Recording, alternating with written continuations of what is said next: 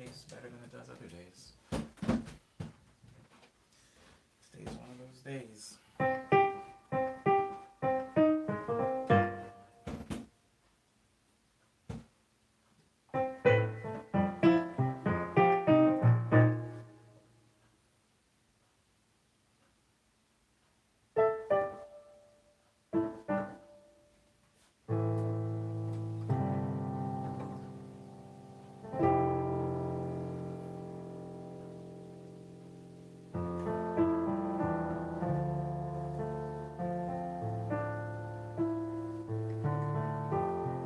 Yes, Ivor. It's an old friend of mine.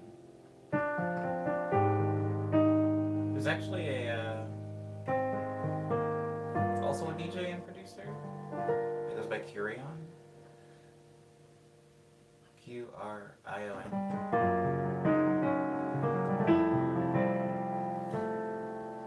Hello, Green Energy. Green Energy? Good morning, Leona. Wow, you're really early today.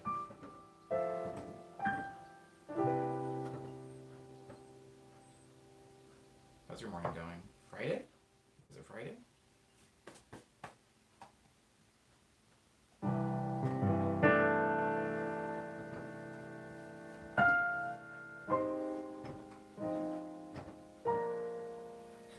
Good morning, Kaido Arts.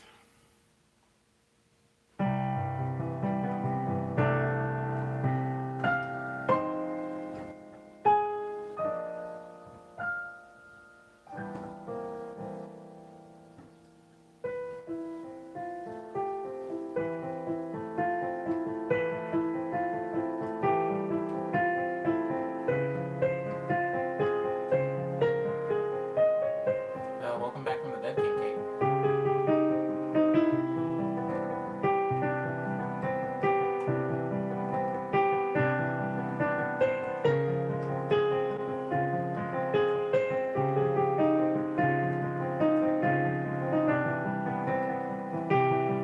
Good morning, Vance.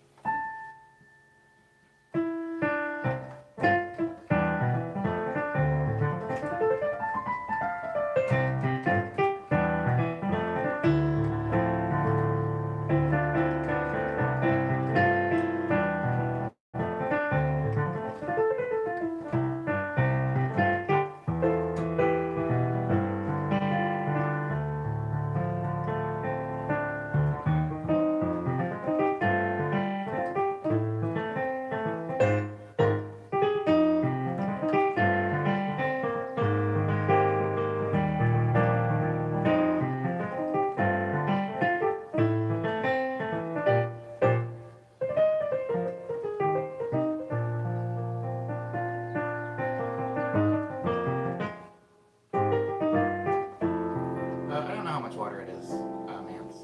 It is a container of water, though.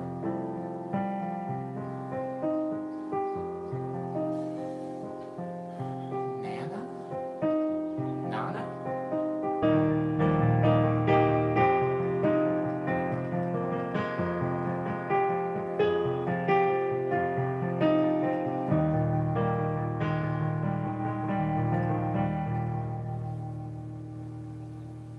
I don't think I have a nickname that my family calls me by.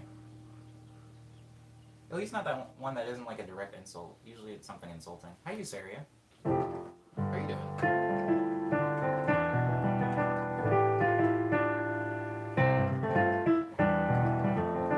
Oh, that's weird.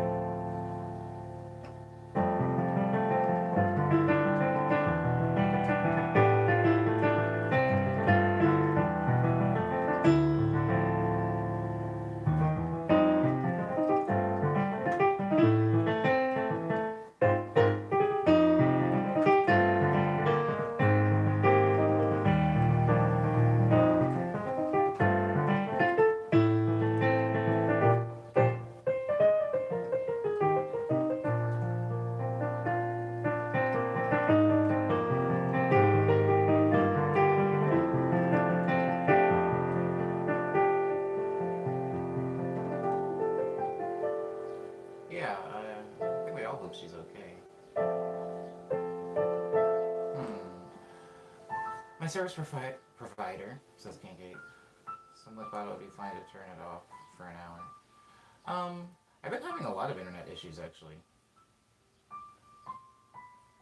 I have. I don't use the internet to stream. I just stream off of like my mobile data, which has always been more reliable than Spectrum internet as far as I'm concerned. But especially lately, my internet has been pretty awful.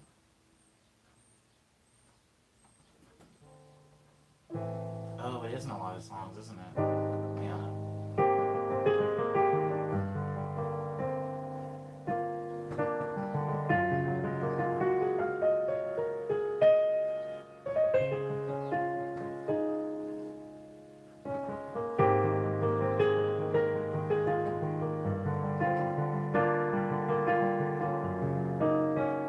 I'm doing okay, Syria. Thank you for asking.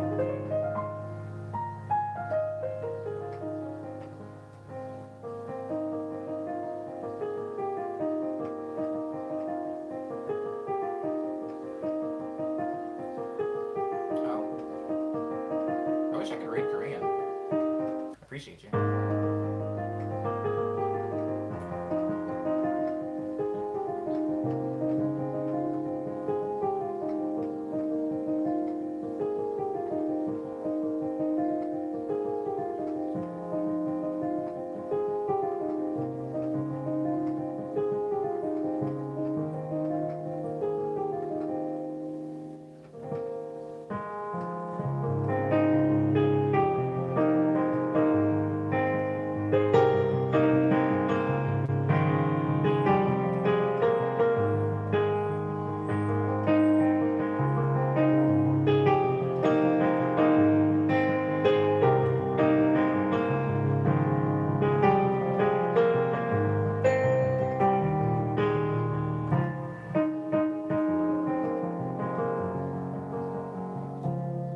What's out the window? Nothing, just my neighborhood. I guess I tend to look out the window while I'm playing just because it's a window. But no, there's nothing particularly interesting happening outside of it right now. Just just a quiet neighborhood. I mean, I guess unless you count the birds, and it's kind of noisy.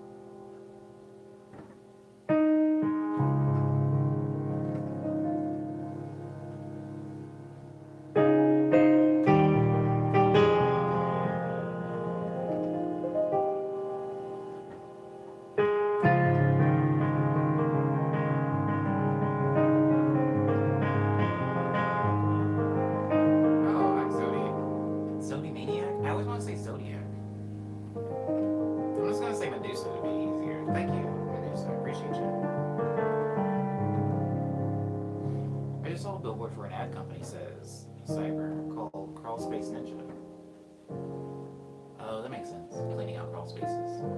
I guess just adding ninja to the end of something um, to imply that you will do it very quickly, I guess, and discreetly. But no, because there's a thing called tax ninja. So, well, no, I guess you want your taxes done quickly and discreetly.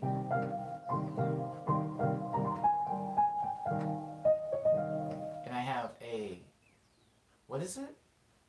No, that's different. Sorry, never mind. Can you play Boogie Woogie? Says Enigma. I actually don't have a song called Boogie Woogie.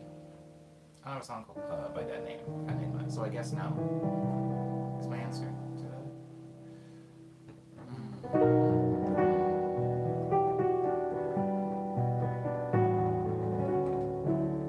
I started expanding that chord progression to the one of like the quarantines, a feature quarantine, I guess. This one.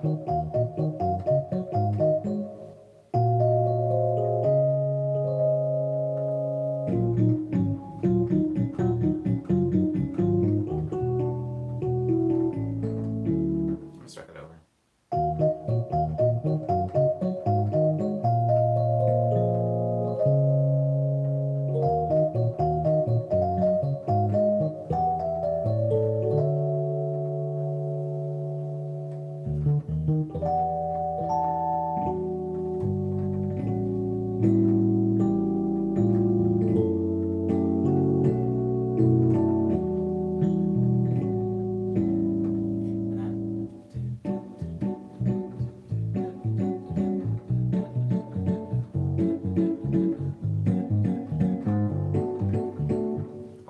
Into that chord. I like this chord. I was trying to find a way to get into there, but I like that that transition to it.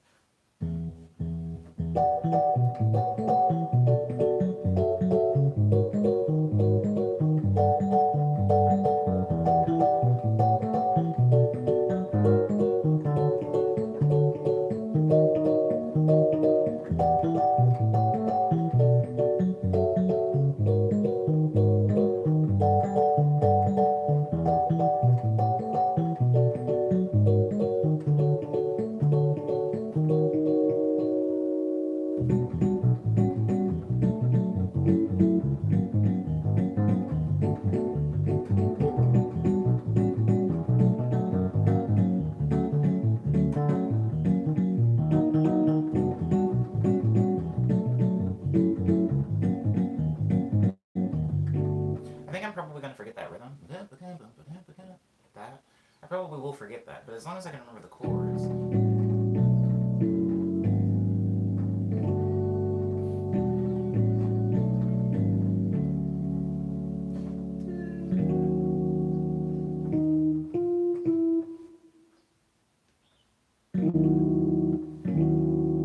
What's that?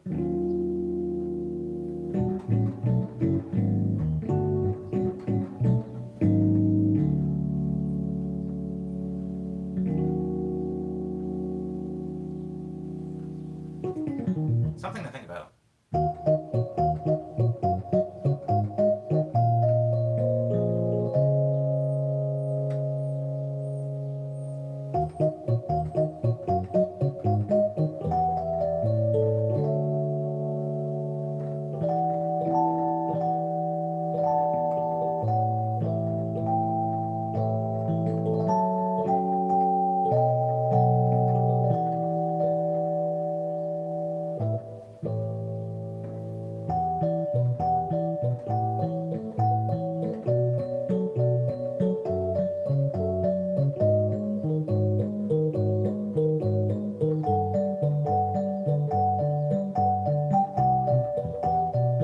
Yeah, that's too slow. That's too slow.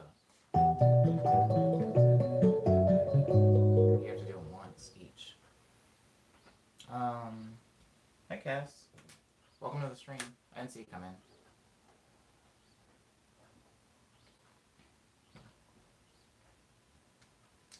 Hi Lindsay.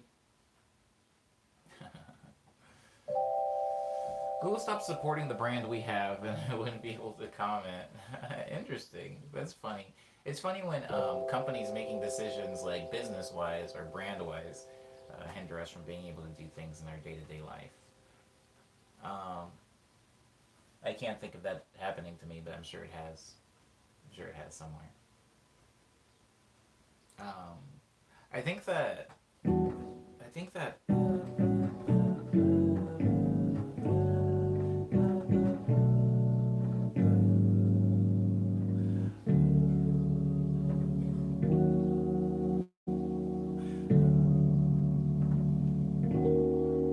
Yeah, you should be going way up there. You being me. I don't know. Yeah, I already forgot.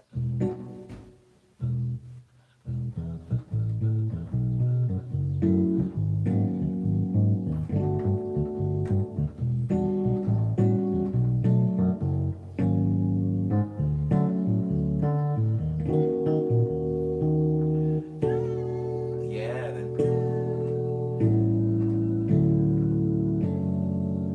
okay. Okay. Hold on.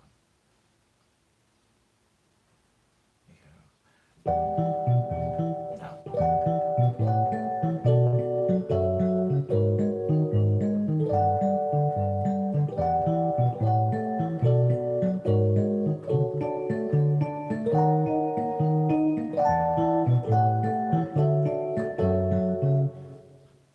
Oh, I forgot. Ah, it's close. That was close.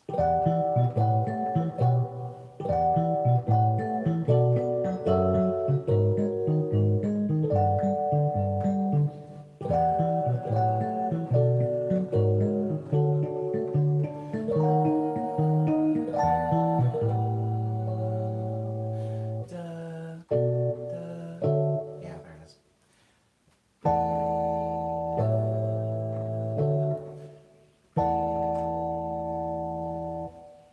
What is the equivalent of that? What I'm playing here?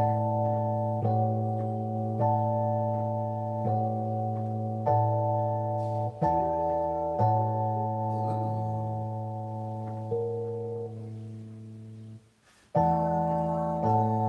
Yep. No.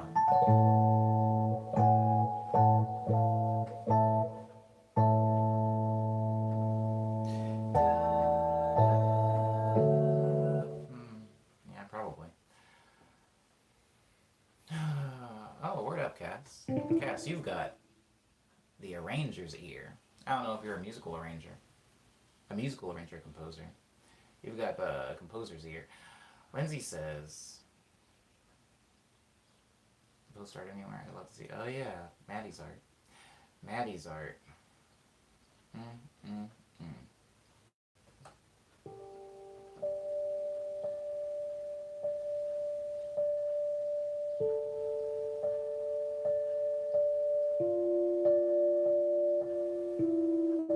Is that what it's called? The composer's ear? I call it the composer's ear.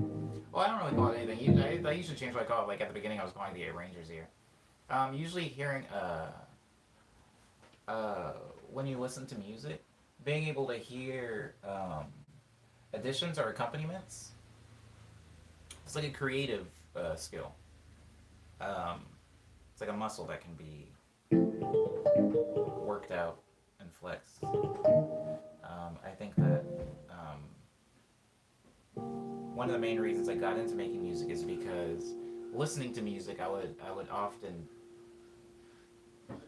have gripes. Is a very very harsh way to put it about what was happening in the song. Maybe I'm listening to like a Linkin Park song and I'm like, oh, I kind of wish that it would go here, or like here's what I was hearing. I would have that, and instead of just critiquing other people's hard work, I decided to start working. Hello, Gabriel, and good morning to you. Hmm.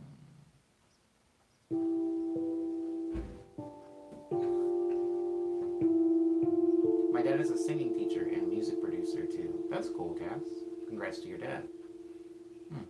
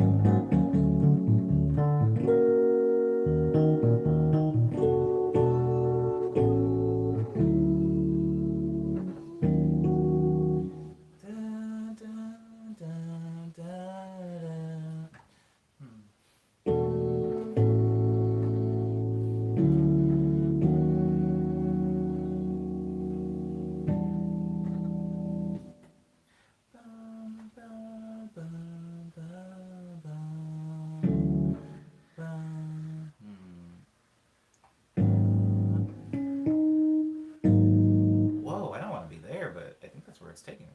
Mm.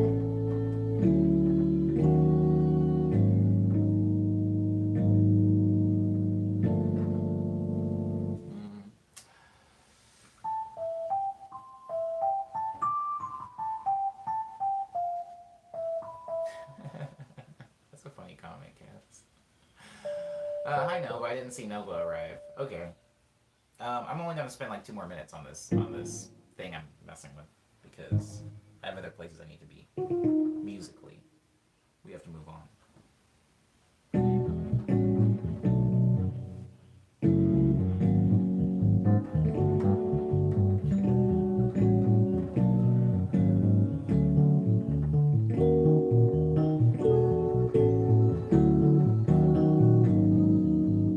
Dun, dun, dun,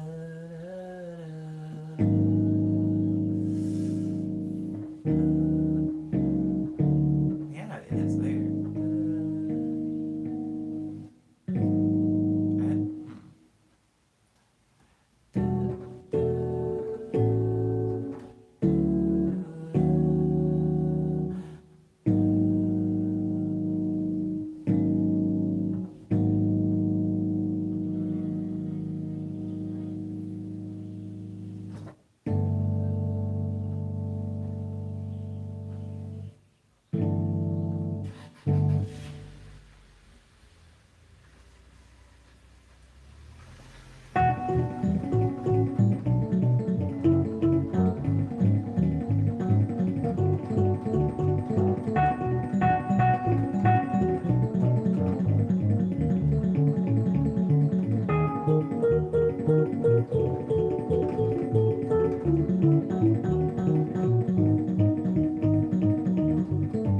That is it. Those are the right notes.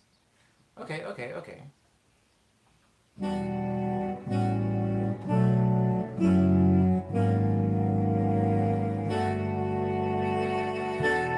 No, no.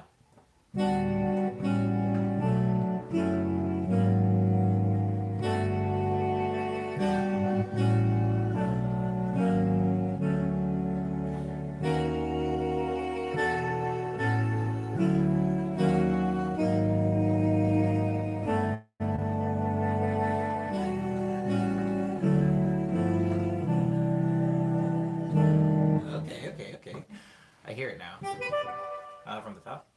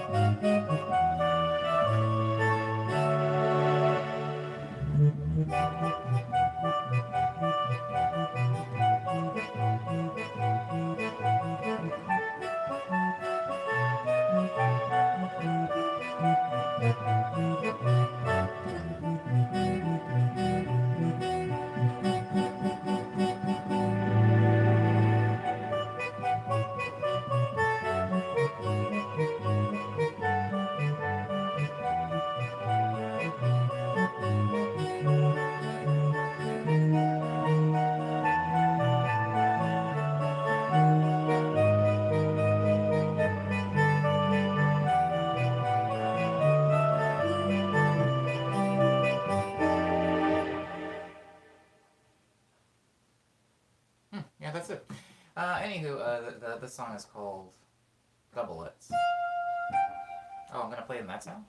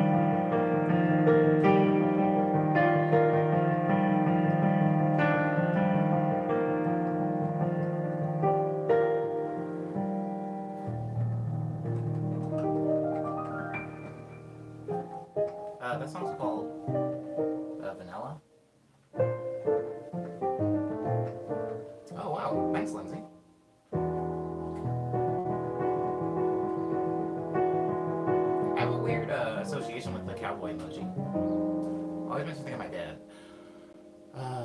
Oh, we're talking about spaghetti westerns. Is that what we're on? King Cake say, hey, Omni. King's sake. King's sake. King Cake says, hey, Omni. Your music is extremely nice to listen to during work and stuff. Keep up the magnificent playing. Oh, I hope you're having a good day at work. I don't know what you do for work.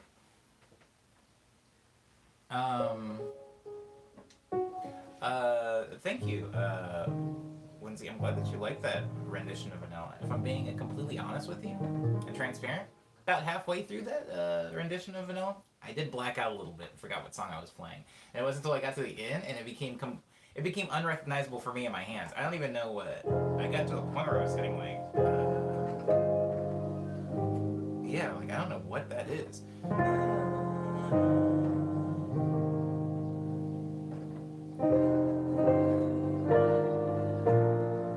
Yeah, it was weird, but I'm glad that you liked it.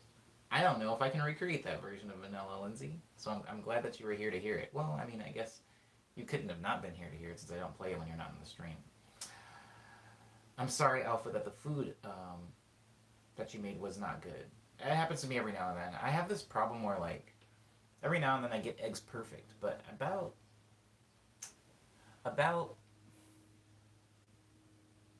4 out of 10 times I will overcook the eggs. Not like burn them, but just overcook them. You know what an overcooked fried egg is like. And it kind of bums me out. It bums me out because I should know better. Ava says, what does everyone do for work? I'm a graphic designer and I mostly make a lot of digital ads, videos, and stuff for social media. That's pretty cool. Ava's winning this contest if there ever was one.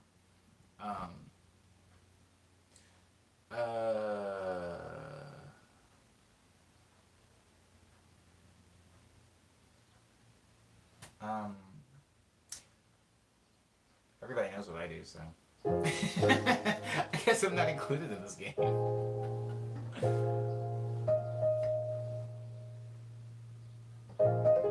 No, I don't play. I don't play when you're not in the stream, Lindsay.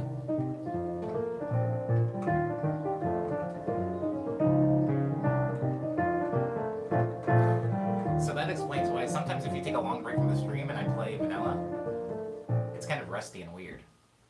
Rusty and weird to describe the song. Yeah. It's kind of rusty and weird because I just haven't played it since you were last in the stream. Alpha says, I decided to add bacon last minute and it was undercooked. Yikes. Alpha. It's a yikes from me. But, I mean, good on you for trying new things at the last minute. I work in architecture, says Cyber. Currently on contract for the government. Yes. Government work.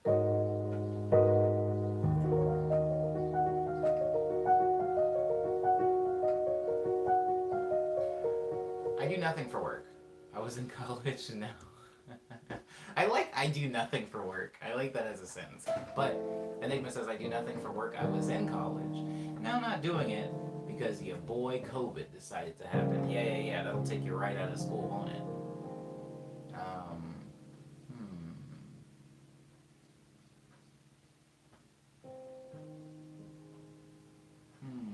Interesting. Ew, the government says out for Christ. Okay, Maddie says, mine's not too exciting. I work for Lush, the soap store, and right now I'm temporarily laid off. Oh, I know that store. There's one of those stores really close to Universal Studios, and I went in there with a...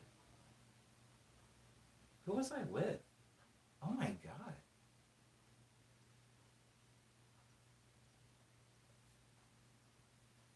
I went in there. Wow. I'll never remember who it was. Anyway, it doesn't matter. It was a girl. I went in there with some girl because she wanted to get a bath bomb, and I didn't know what a bath bomb was at the time. This was like 2015, so that was the first and last time I'd ever gone into a Lush. Seems like a cool store though. Smells really nice on the inside. Lindsay is a barista trying to build up their visual development, concept art, sequential art portfolio. Word up, Lindsay. Word up. I was a cook, says Mary. but now I'm a med student. Was supposed to return to my job cooking this summer at a music cafe where I got to see live music. That makes a lot of sense because usually in the stream when we start talking about food, Mary has a lot of informative things to say. So being an ex-cook makes an ex-cook. Can one really be an ex-cook? You still remember how to cook? I'm gonna call you cook. So being a cook explains that.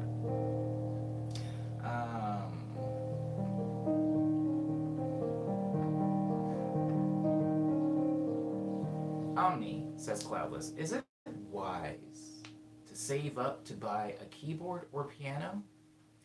Okay, Cloudless, I don't quite understand the question. Are you saying keyboard or piano? Are you saying is it wise to buy a keyboard or is it wise to buy a piano? Or are you saying is it wise to save up to buy a musical instrument? I need some clarification first.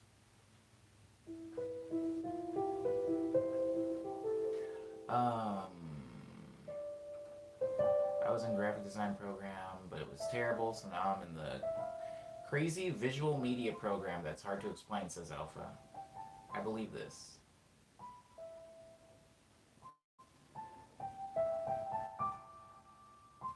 Intense Lush fans. That sounds about right, Maddie. I believe this. Enigma's gonna ride up to the store and race back before the stream ends. Good luck, Enigma. Let's hope I'm still here, huh? Lindsay says, I love being a barista and I really miss making myself fancy coffee all the time. I'm sorry, Lindsay.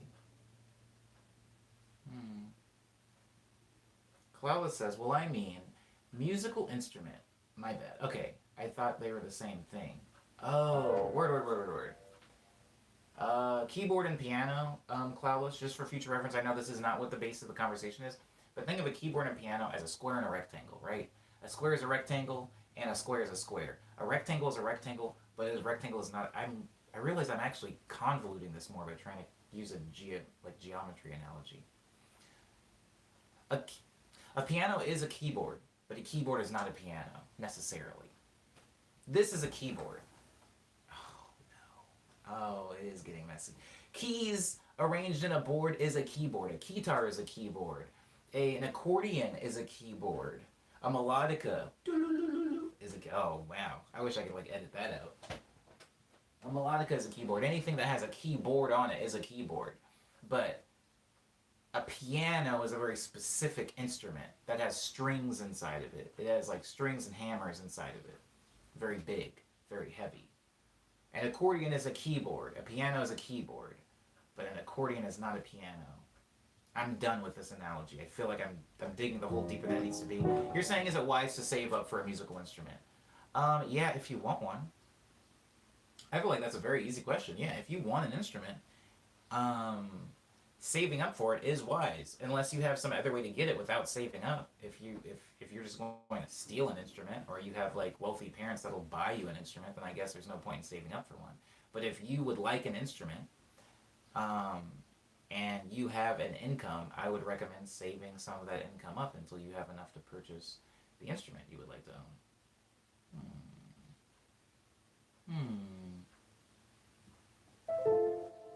Okay.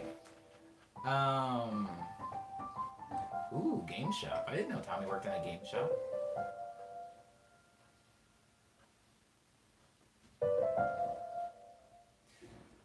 True, Tommy. True, Tommy. True, Tommy. I have a late 1800s organ, if anyone wants one.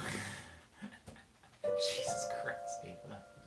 Ava's so full of surprises. Okay, Alpha says, last semester we did video, sound, editing, performance art. One person covered themselves in paint and did a thing on colonization. Jesus Christ.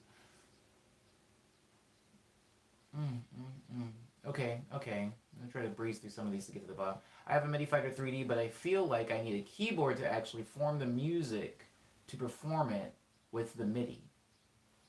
It's a really good point you brought up, Cloudless. I'm going to get to the bottom of the chat really quick, and then I'm probably going to come back and address what you just said, which is kind of important. My dream is to play the harp. It will remain a dream, says Mary.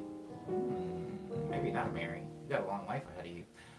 My cousin gave me his old MIDI. I should really practice it more. Maybe you should, Ava. Breezing through. Breezing. Photoshop. Okay. Back to what you were saying, Cloudless. Cloudless has a MIDI Fighter 3D. Now, your MIDI Fighter, you've seen my MIDI Fighter. It's not a 3D, but MIDI Fighters are MIDI Fighters. If there's anybody in the stream that doesn't know what a MIDI Fighter looks like, I would walk up and go get it, but I don't really feel like being off camera right now. It's like it's just it's a thing with a bunch of buttons on it.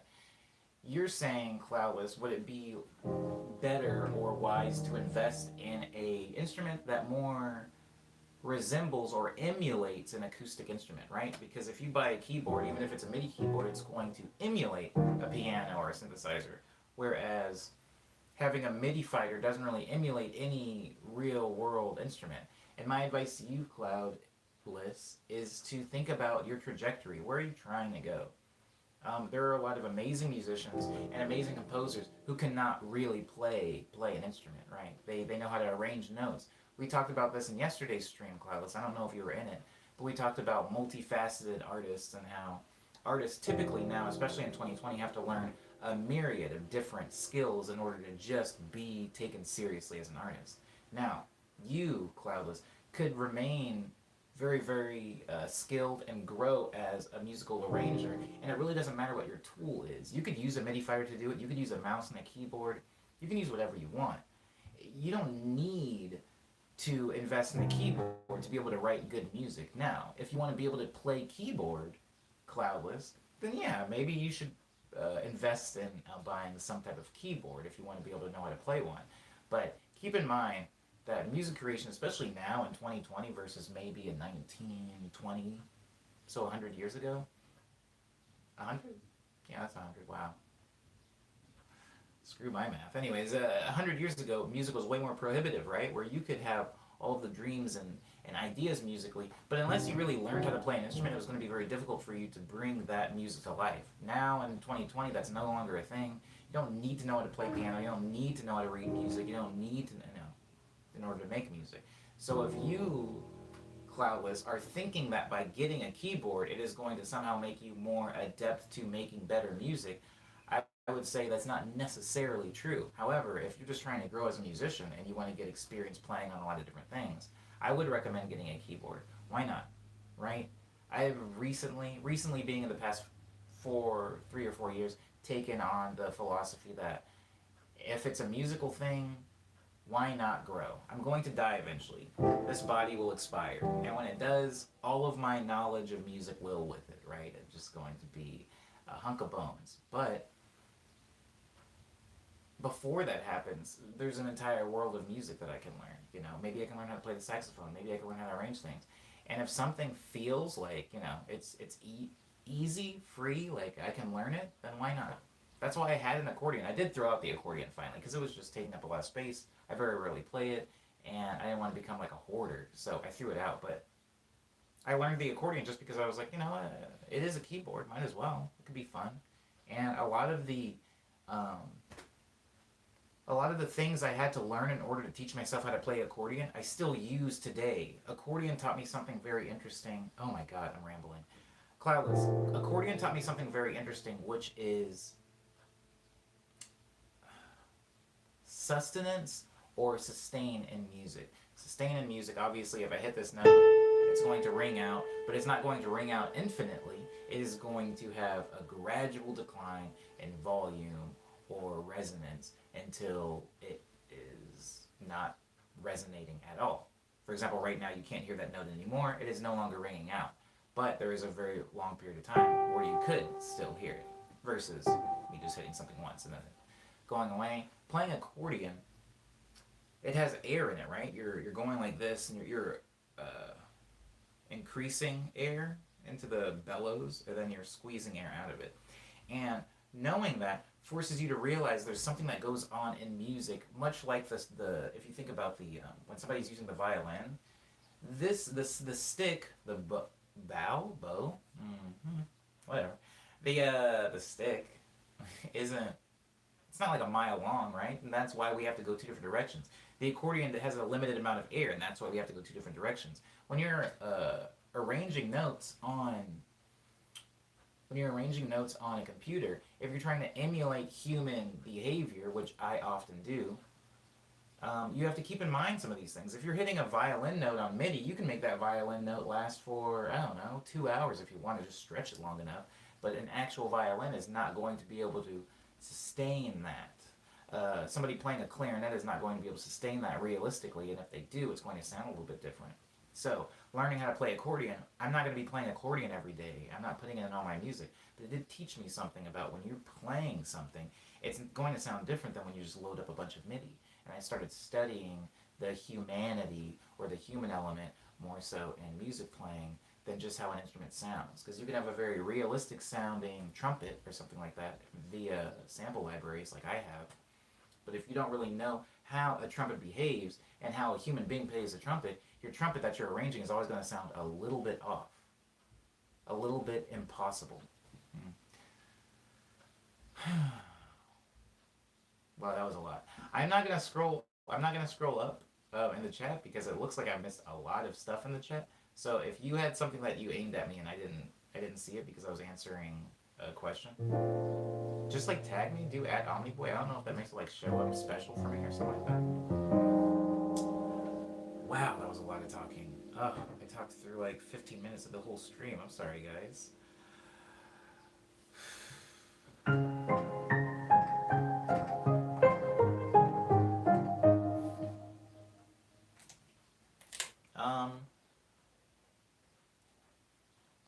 Isidore is not here, so no 78 downtown, but who's on your shirt? Do you know the DJ producer Curion by any chance, Alpha?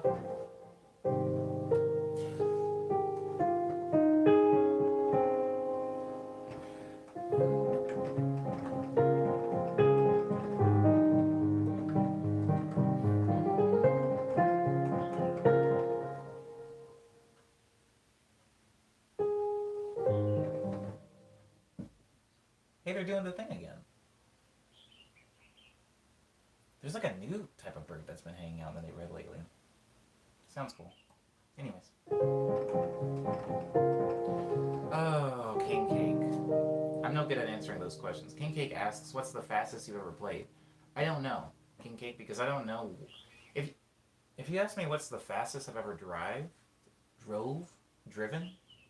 what's the highest speed I've ever driven? I can answer that question very easily, King Cake. It was 210 miles per hour. No, it wasn't. It was 110 miles. No, it wasn't. Oh my god, down here. It was 120. That's what I did. I mixed up the 2 and the 1. It was 120 miles per hour. I drove 120 miles per hour because I was late to work. It was back when I had to, when I went to work from 3. I used to work from 3 a.m. to noon. And there's no one on the road. So you can drive 120 miles an hour and no one's going to stop you. Except for cops, but I mean, it was Arizona, so. However, King Cake, you're asking me what's the fastest I've ever played? The only reason I know I've driven 120 miles per hour is because there was a speedometer on the car, and I remember looking down at the speedometer and going, holy crap, I'm going over 100 miles an hour. There is no speedometer on a piano. I don't even know how you measure the speed of a piano playing, King Cake, so I don't really have an answer for that question, but I have been asked that question a lot. Like, a lot. I don't have an answer for it. I'm sorry. Oh, is Lindsay leaving?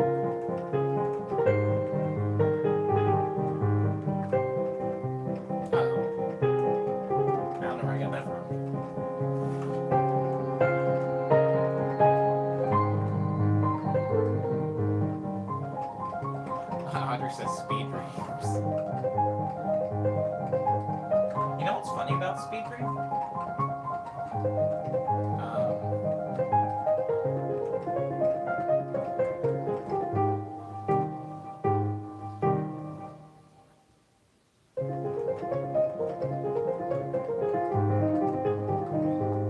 Violet says, Omni, will you ever cook on stream? Not if I don't want to, I guess. The stream is morning medley. It's more about like music, since I'm a musician. I used to cook on my Instagram stories and my Instagram streams, and when I would cook on an Instagram stream, nobody would come into it. I think, not to be mean, but I think people just care more per capita, per person, en masse. People care more about my piano playing than they do about me cooking the same like 3 or 4 meals, which is generally what I eat throughout the week. So I was like, there's no point in doing this anymore. I'd much rather cook by myself and like be able to focus on the food than try to make it a stream when there's not going to be anybody on the stream anyway. It's just wasting phone battery at that point. Oh, thank you for keeping me on track, Tommy. The thing that's funny about Speed Dreams is it's called Speed Dream. The body of work is called Speed Dream because the songs tended to be faster. It also has a narrative element that I'm not going to get into right now. But the songs on Speed Dream are actually slower BPM wise than the songs on Daydream. But the songs on Daydream tend to be in halftime, so they sound slower than the songs on Speed Dream. It's a weird like halftime full time BPM trick where you can take something like a drum and bass song that's at 180, 175 BPM, like my song Raindrop or Rainbow, and that song will sound slower than a song that's actually at 130 BPM that's played in full time. Just because the 180 song is going to end up sounding like 90 BPM. I'm done with this. I'm done doing this weird math thing because I can already feel myself losing people. Nobody cares about that. Anyways, Speed Dream songs are slower than Daydream songs. I usually measure piano playing speed by how fast your finger comes off the key, including the other fingers. Yes, King Cake, but there's no metric for that. There's no metric for that, right? We have a metric for speed on. And when I say we have no metric for it, I'm sure on the planet there's a metric that exists. But I'm saying that there isn't a well-conceived, globally accepted metric. Like we all have miles per hour, kilometers per hour. We have a metric for speed.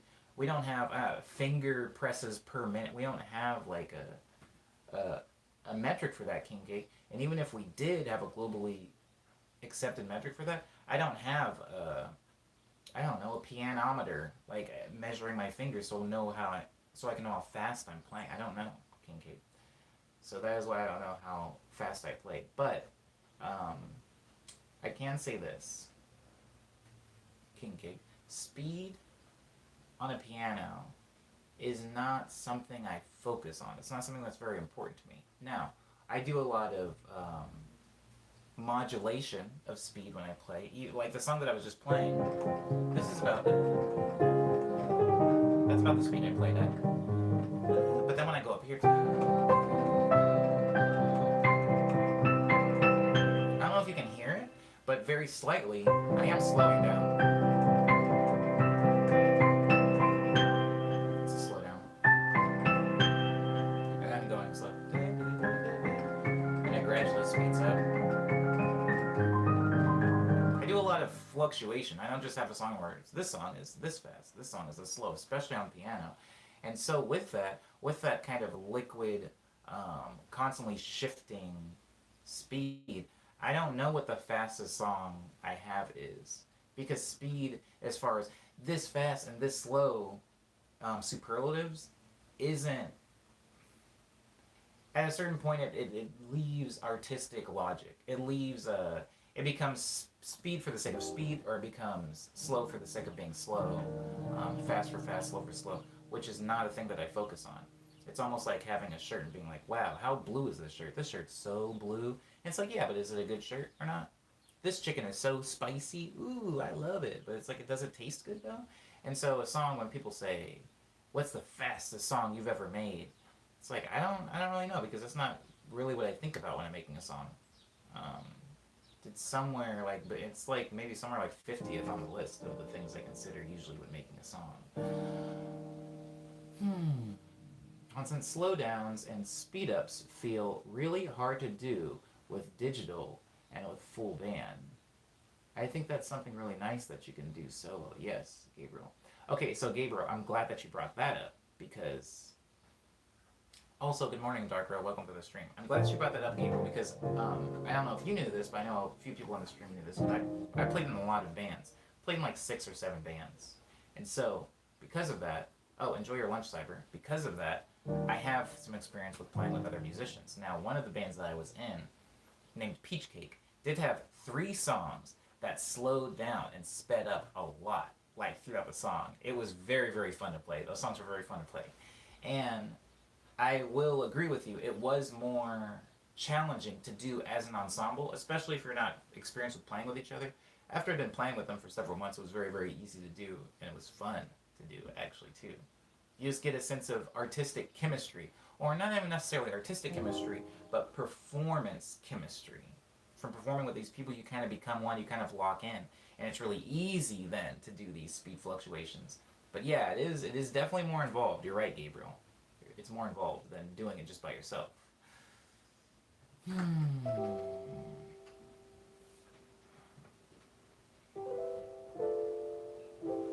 Oh, you're welcome for the explanation, King Cake. I hope it helped at all. Hi, Opal. Uh, okay, alright.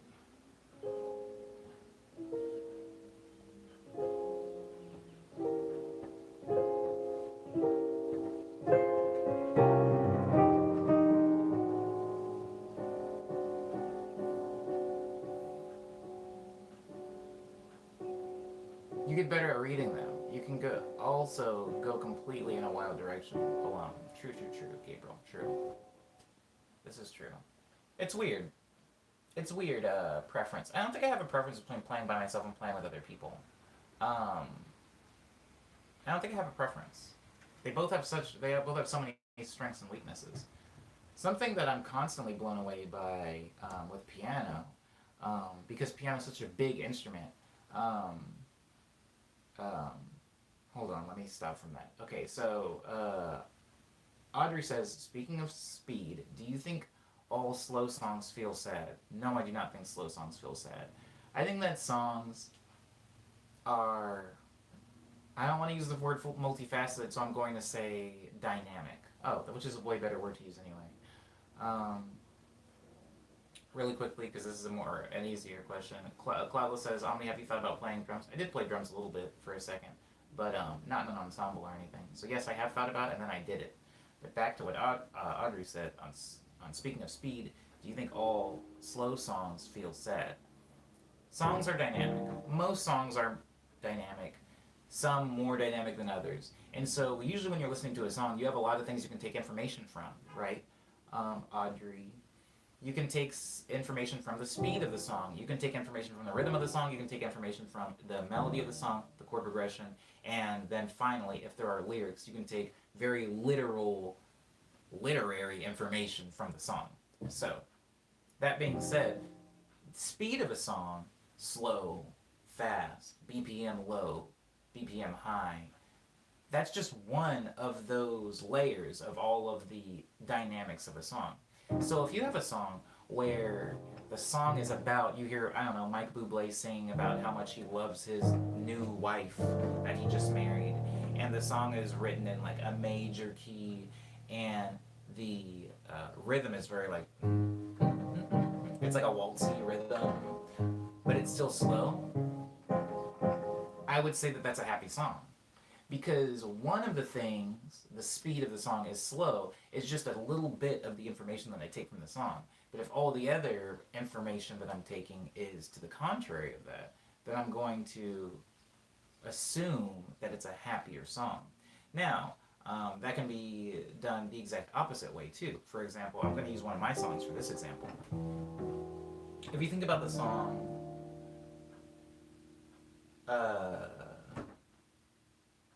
Catching Up. The song is, it's got like a house beat, so it's more upbeat and it's very danceable. Oh, goodbye, Mary. Thank you for being in the stream. Appreciate you.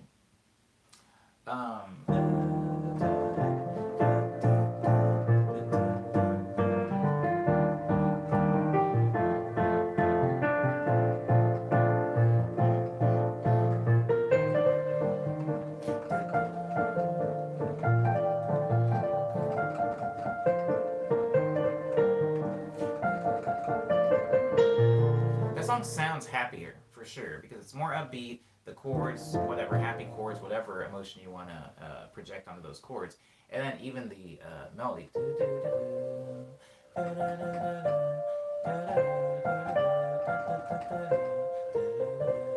Very, very upbeat melody. But if you listen to the lyrics of that song, it's a very sad song. So if you were somebody that didn't speak English, Audrey, and you listened to a song like Catching Up, you might conclude that it is a happy song because all of the information from the speed to the chord progression to the melody to the rhythm are very uplifting.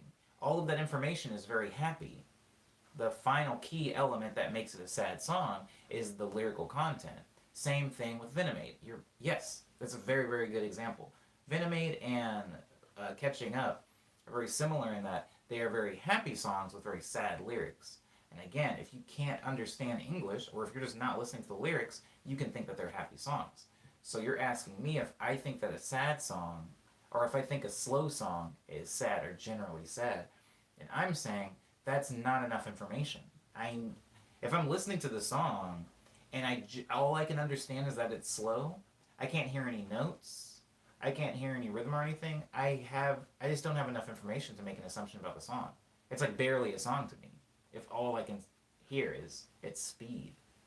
But if I can hear lyrics, if I can hear chords, if I can hear a melody, if I can hear a rhythm, then I feel like I have more information or enough to make an assumption on the mood or tone of the song.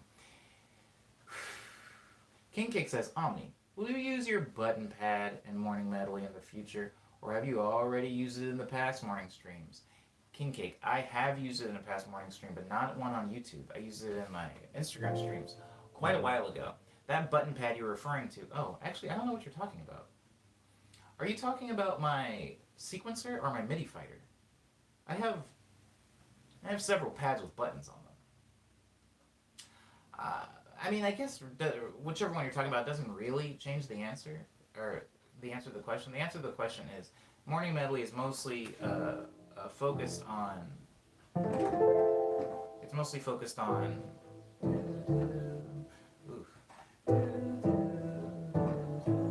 it's focused on the piano, because the piano is something that I can improv on. Now, if I had the MIDI fighter or the drum sequencer, again, I don't really know what you're talking about, so I don't want to make any assumptions, but if I'm using a button pad in the Morning Medley, I don't understand what the point of it would be. It would be auxiliary, right? Because I really need to know which one you're talking about. I really need to know which one you're talking about, King Cake. Which I really don't want to get up either. Is it a rectangle or is it a square? Claudia says, sorry for my long question earlier. I kind of felt like the genre of music I was going for would require a keyboard. Oh. Yeah, I didn't have that information, Cloudless. What genre were you going for?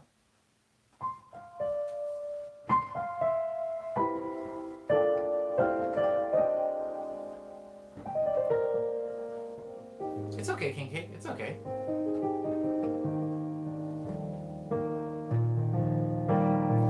I'm going to play while I'm waiting for this Spring Street, because Spring Street is a song that I know so well, I don't need to pay that much attention to the keyboard while I play it. And I can instead focus on questions.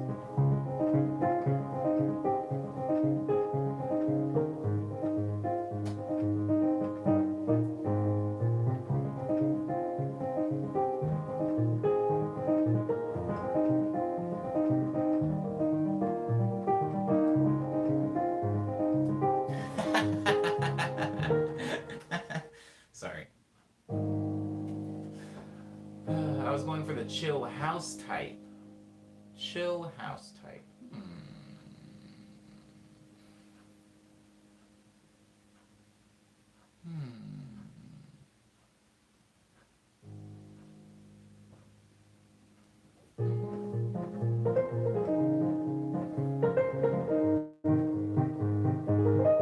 Oh, or lo-fi, if that makes sense. It doesn't make sense, Cloudless. Are you talking about... Lo-fi just means low fidelity. I know a lot of people will say lo-fi in reference to like whatever comes on, like that like YouTube like study beats channel. It's like 24-hour like lo-fi study beats. It's lo-fi hip hop study beat. Is that what you're talking about, Cloudless?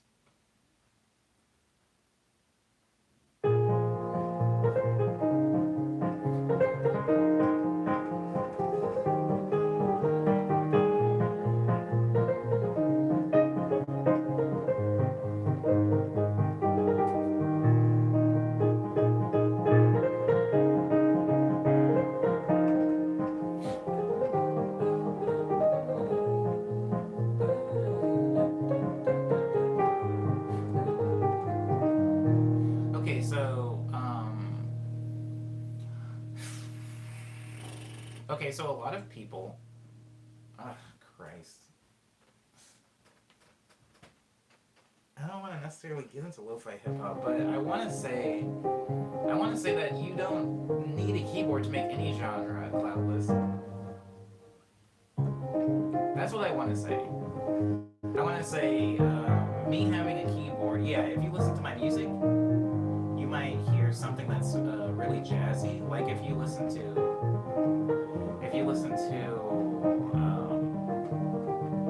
my EP Signals, which the song I'm playing right now is from.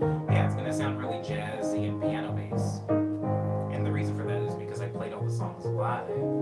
But there's a lot of lo-fi hip hop artists, like for example, ooh, no, I'm not gonna drop any names because I can already see where this is going. There's a lot of lo-fi hip hop artists that I'm even friends with, and if you went to their bedroom or their studio right now, you would not find one musical instrument. You wouldn't find a keyboard in there, and it's because they don't actually know how to play piano. And all the piano that you're hearing in their lo-fi records is not them playing. It's usually just them taking somebody else's piano playing some sample and slowing it down or speeding it up or detuning it and then throwing some drums underneath it. So I would make the argument that those people are more drum programmers than they are keyboard players. And so if you're trying to make lo-fi music, I respect you for getting a keyboard in order to try to put piano in there. Just know that most genres, especially now in the electronic or whatever, most genres are not instrument exclusive anymore. And so I encourage you, Cloudless, to get a keyboard. But you have to realize I'm not encouraging you to get it. When did we get up to $11? Oh, Lindsay, that's right. Anyways, I'm not encouraging you to get a keyboard for the sake of getting a keyboard.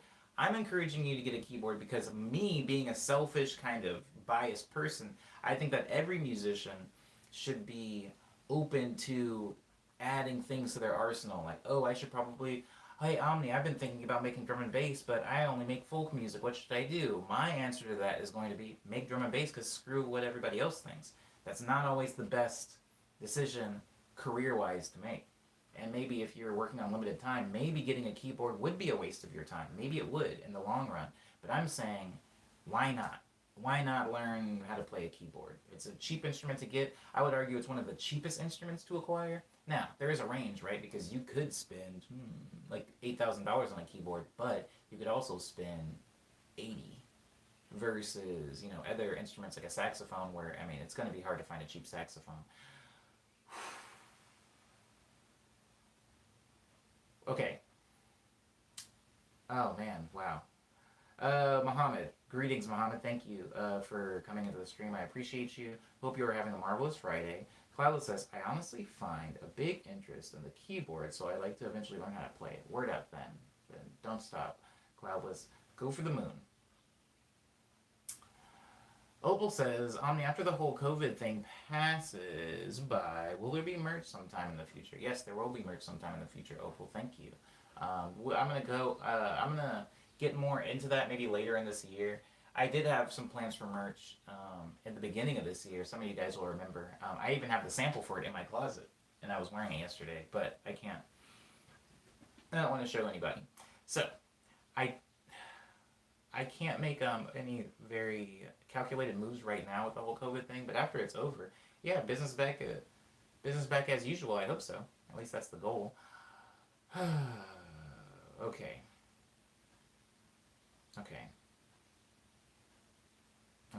All right. We caught up. I caught up, and we're over. We're over time, as per always. Audrey says, "Oh, Omni, is that fell your first DAW? And what DAWs have you ever used?" Audrey, I've used 4 DAWs. I used GarageBand for a second. It wasn't my copy. I don't do Mac stuff. I don't do Apple products, but it was somebody else's GarageBand, so I used that a little bit, and I used Logic for a little bit. I messed with Reason for a very short amount of time. I have Cubase currently, and I just don't use it because I'm like stupid, I guess. And I have FL Studio.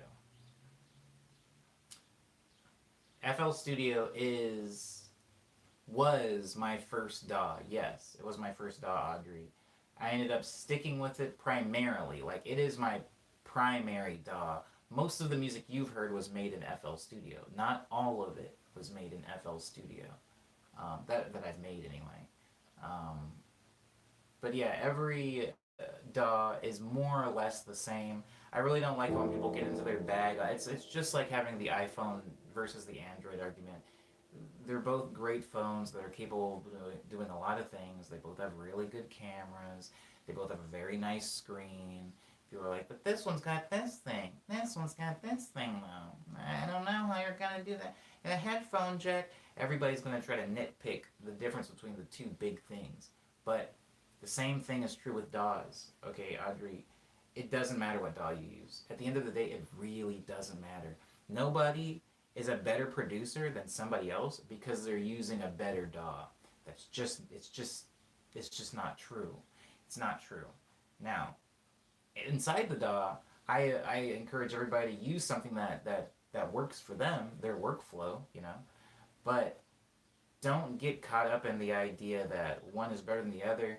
Don't use Cubase and then be like, my music sounds fine, and then listen to, I don't know, a Zed song or a deadmau five song or a Kaytranada song or a Calvin Harris song and go, what are they using? And then you figure out they're using Ableton, and now all of a sudden you want to swap to what they're using because you think that by using the gear they use, your music is going to sound better. Don't fall into that hole because it's very easy to do so. Even I, as recently as 2017, kind of was not falling into that hole, but skirting around it, slipping a little bit, where I would like look at somebody else using a different sample library, and I was like, oh, their stuff sounds so rich. Maybe that's where I need to be. But 8 times, bordering on 9 times out of 10, when you're hearing something that's good, you should look at the operator and not necessarily the tool that they're using. Because I mean, I have a lot of really fun toys in here, right? I have my MIDI Fighter 64, I've got my Akai Fire, my Microcord, my MX61, my Gaia, my SH201, my DGX right here. I have a lot of fun, cool stuff. But if I dumped this in the lap of somebody that's not experienced with making music, they're not going to be able to make anything very fun with it. The only reason that I can is because of experience. So, yes, I am mostly in FL Studio. Ableton Live looks really simple, yet it runs slower than FL. I know, yes, I know you think it too. Yeah, just use something that works for you. Something that I've noticed is people that are truly good with their DAW don't really have too bad things to say about some other DAWs. They're just kind of like, you know, find what works best for you and stick with it. I feel that way about all tools. Every single tool I feel that way about. People make really great meals in 100-year-old stoves. People make really good music on $20 keyboards. Just focus on your relationship with your tools. That is the thing that is important. Not new tools, not better, shinier, cooler tools. Your relationship with the tool. Think back to Pokemon. I harken back to the scriptures of Pokemon, Season 1. Ash's Pikachu was beating Pokemon that a Pikachu would never be able to beat. He just had a good relationship with his Pikachu. I'm done talking about Pokemon. I use Reason personally, says Cass. Good on you. Reason is good. My dad used to tell me that Reason was poor. It sounds like a thing a dad would say. Then I found that a lot of my favorite producers used Reason. That sounds like a thing that would be true. King Cake says, actually those are some good tips. I'll try to remember that. Not to fall into the wrong category. Yeah, just screw it, what everybody's saying about stuff. It's so easy, Cass. It's so easy to fall into that hole. I fall into the hole sometimes when I'm about to make a big purchase, especially if the purchase is higher than $300, where I just start reading reviews, and if I only see good reviews, I'll purposely look up bad reviews. I'll be like, Microcorg S, bad review, Microcorg S, 1 star, just because I want to know the problems that people probably had with it. And with the exhaustive research, I feel like I just wind my way back to square one where I don't know what to buy. Enigma says Fruity Loops is fun. Fruity Loops is very fun. Now, here's the thing I will say. If we're talking about pluses and minuses from different DAWs, Fruity Loops is not better than any other project or program, but I would say that Fruity Loops is more fun. And when I say fun, I mean if you open up the basic reverb in Ableton, you will see um, a lot of numbers and letters. It's very, very mathematical, very logical. It's told to you in a way to where you should be able to learn it. If you open up Reverb and Fruity Loops, it's got like a bunch of geometric shapes. It's like you can like actually take like this three-dimensional image and like make it really big and squeeze it tight to like visually represent what the reverb like room size would look like. There's like colors and stuff like that. There's like a little like this little like girl called like what's her name, like FL Chan, and she like dances around to your music as you're making it. The point is, I think that when you're trying to teach things to children, usually you use a lot of colors, you use a lot of little characters and animals and pictures because kids will get bored very quickly. And I feel like Fruity Loops is like that. I feel like Fruity Loops is trying to constantly keep people engaged. Whereas most other programs just focus on teaching you the things you need to learn. Fruity Loops is like, hey, do you want to see this weird picture? You want things to be pink for no reason? This one's pink, I guess. This one's pink.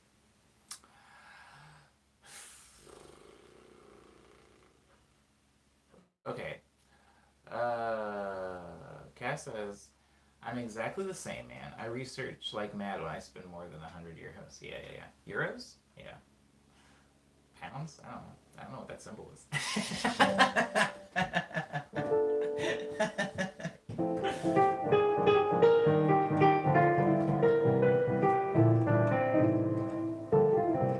Omni, have you played guitar before? Yes. Go listen to my song Sixella, Cloudless. Or my song what is that? Go listen to my remix that I made for Slow Magic. Yes, I have played guitar. April says, I would argue that an engaging UI is better for productivity. Having a cute character dancing in the corner can help you stay through the problem rather than procrastinate. Heck yeah, it's pounds. Thanks, Enigma. I feel like that's true, Gabriel. But there are a lot of aspects in my life where I don't want those things. There are a lot of aspects in my life where I want things to just be, give me the information. I don't need the bells and whistles. I just need to get there.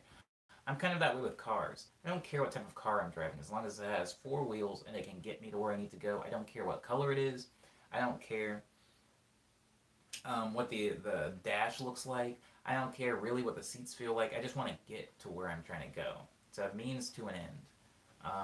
But yeah, with making music, I do kind of like how, like if you guys have seen my projects and my production streams, usually it's very colorful. I'm like arranging things in kind of weird ways. I have a very specific way I like for my projects to look.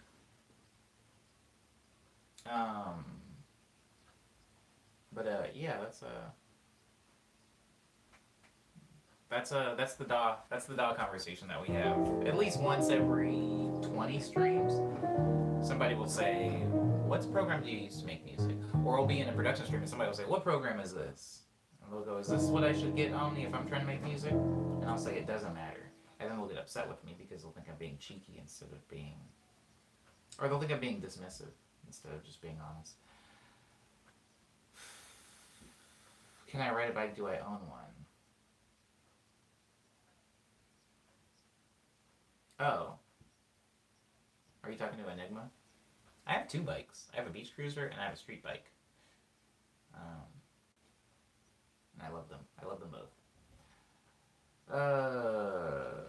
King Cake says I got some weird apple bacon treats for their dogs from the box. Super Self decided to nibble on it and now I want to throw up. Is it not good? Does it not taste like apple bacon? Do you see production streams? Yeah, Cass. I do production streams every now and then. If you were in the 100th stream, which I'm going to go ahead and assume you weren't, since you're having this reaction to me saying production stream, the 100th stream was a production stream, and also the 50th stream was a production stream. I will probably do another production stream before I get to 150, but it is not today. Maybe Monday. Maybe Monday. Oh yeah, 110. What Oh yeah, 110. We lost one. We lost a whole stream. That's right. I had to redo it. So I 110 was a production stream. What if every 10 streams was a production stream? It's decided. On 120, I will do a production stream. Deal? Deal. Yeah, usually I'll lose them. I have to be careful with the production streams because if I'm like featuring some type of weird vocal, sometimes if it's copyrighted, then the stream will go away. But I don't think that's what happened on 110. It just disappeared for some reason. Yes, King Cake. I did a production stream for 110, but then YouTube deleted it, so I redid 110, and it was no longer a production stream. But that's very funny that Maddie remembered. I'm always impressed with everybody's memory of the stream. Always. People remember things that I never could. Like, Clover Salad. Cloud says, why did they delete it? I don't know.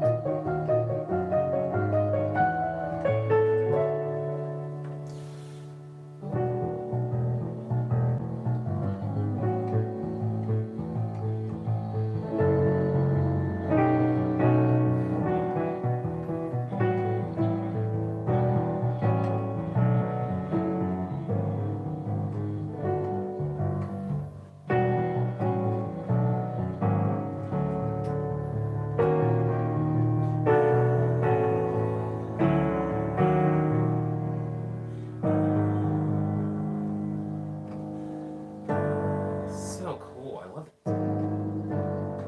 Some chords are good. Some chords are good. I do have a lot of project files. Cloudless says, Omni, what did you think of the comments you got on your Gucci song? Ooh, on what? On SoundCloud or on YouTube or what? On YouTube, I'm going to be honest, I didn't look at them. I'm pretty bad at looking at YouTube comments, guys. I don't really chill on YouTube. I'm on here to stream in the mornings, and then I come back on Tuesday to upload a new video, and then I just chill other places. I don't really live here. I wouldn't consider myself a YouTuber. I don't know what's even going on this website when I'm not here. So I can't really say how I felt about the comments on the Gucci song, Cloudless. I apologize.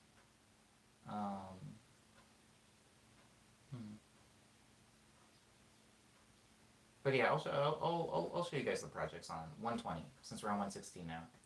So I guess that'll be next week. Well, that'll be next Friday, 17, 18, 19, 20, Thursday.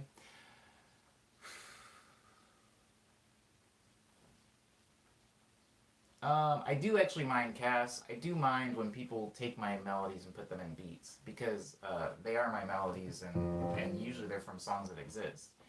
I don't know how familiar you are with my music, Cass, but usually when in the stream I play actual songs. Like, I'm not always just like running around doing nothing. Like, these are like actual songs. Sometimes I'll forget to say the names of them, which maybe is more my bad. Sometimes I take for granted that everybody in the stream knows when I play this that it's Spring Street, or knows that when I play this it's Signals, or knows that this is Winter Heart. And those songs are protected by copyright. So there have been times, even when there have been times where I've played a song, and it was actually very impressive. It wasn't on YouTube, but it was on Instagram, where I played a song, and I did get a copyright strike for it. So if you're on Instagram and you play a bunch of copyright material, they will take down your stream, or you'll get like this weird little warning message. And I got one for playing one of my own songs, and yeah, so I would advise against taking music from like streams or just me in general and then making a beat around it. Although I do appreciate that. I appreciate that on simply just an artistic level. I appreciate that somebody wants to make art out of my art. Cyber says, Omni, are you still down with pulling out old song projects and talking about how you put them together, as we mentioned a few streams ago? I am still down with that, but I haven't figured out a way to organize that, what that would look like and how I would do that. But I do want that to be a series because I just have so many projects that could last forever. Leona says, YouTube commenters are wacko. LOL. Yeah, I'm gonna agree with that. I'm gonna agree with that. That's kind of why I don't really check. I feel like YouTube comments don't make sense to me, so I don't want to play that game anymore. Gabriel says somebody made a flash with 02 from Frank's dancing Takuchi. Word. King Cake says so. I put the King Cake is still talking about eating dog food.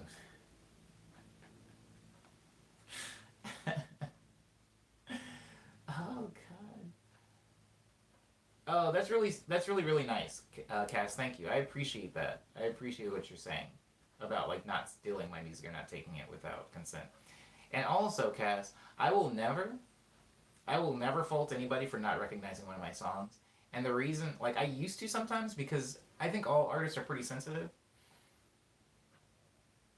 I know all artists are pretty sensitive.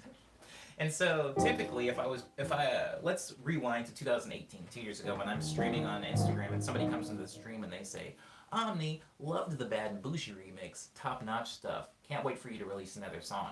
And I would say to them, that was a year ago. I've put out like 2 EPs since then and a bunch of other songs. Aren't you paying attention? Don't you listen to my music? And they'd be like, nah, I just kind of see stuff when it pops up on my feed.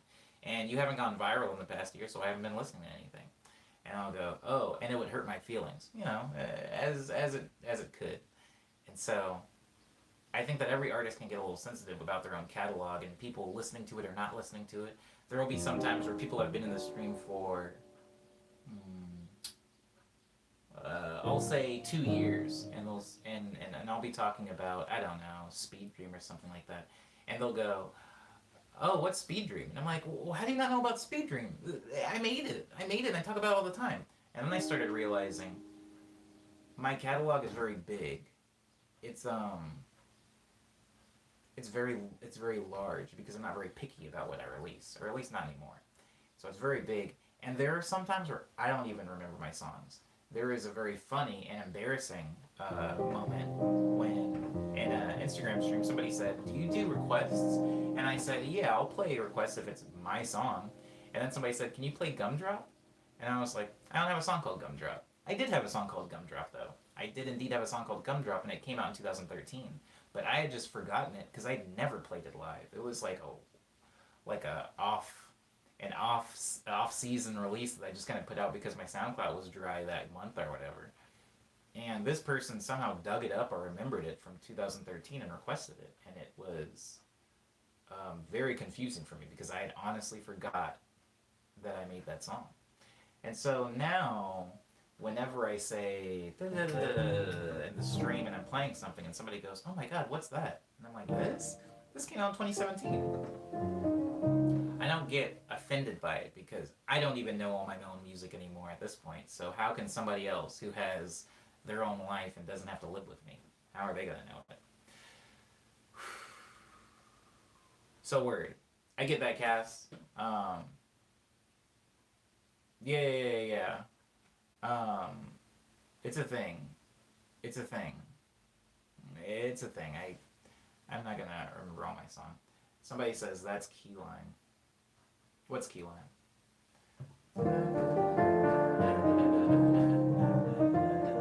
Ooh, the sun's coming out.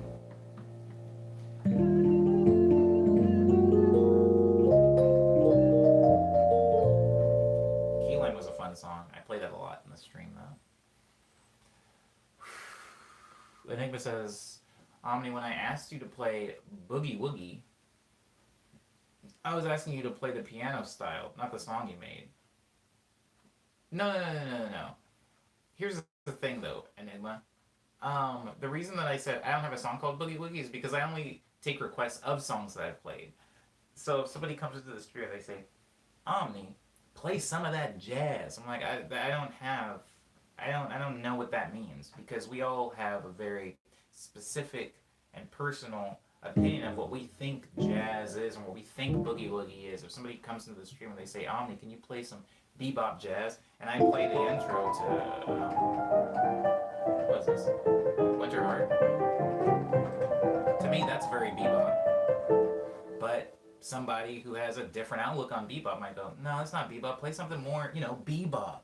And so if you come into the stream and say, play boogie woogie, or play something romantic, or play something scary, I'm not going to be able to align with what you think that is. I wouldn't say that anything that I play falls under the category of boogie woogie, but maybe you do, Enigma. So just that right there has shown, hopefully, communicated that there is like a, it's like a weird divide between Enigma's boogie woogie and my boogie woogie, because my boogie woogie doesn't exist, in my opinion. I don't think that I ever play anything that falls under boogie woogie, but maybe you do. Maybe you do. In which case, I don't know how I would accurately honor that request. King Cake says he has a weird obsession for tomatoes, which is, oh my, oh, they're talking about their dog again. I like that there's like there's like there's I mean, this happens in the chat typically, but there's like a few different conversations coming up, and every single time I come back to King Cake, it's dog talk, and I'll have got moved down to like 3 different subjects and talk about something else. I'm like, oh yeah, this song came out 4 years ago, and then I read Audrey's and it's like, these dogs, man, I tell you, they love tomatoes. What are you gonna do? That is really dope though, King Cake. I'm glad that you have some healthy dogs. Do you still take requests as Dark Row if it's of one of my songs? Witchy Hour isn't Boogie Woogie, says Dark Row, asking me. I wouldn't call it that, no. I would not call Witchy Hour Boogie Woogie. What songs really reflects, what song, asks Audrey, really reflects who you are, though? That is such a good question.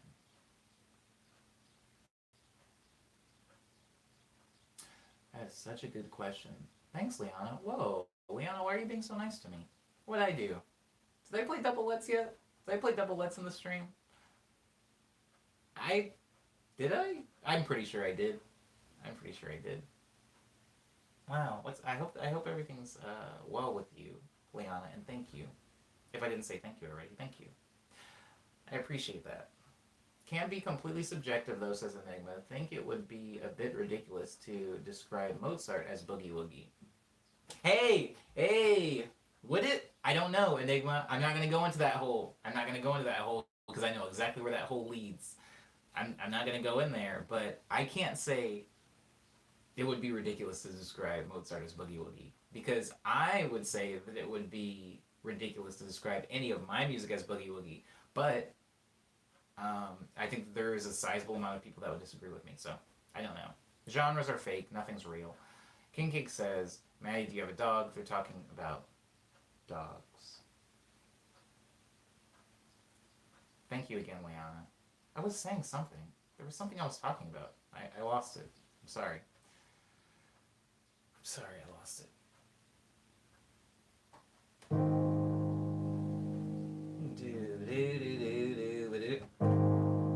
That's what is that?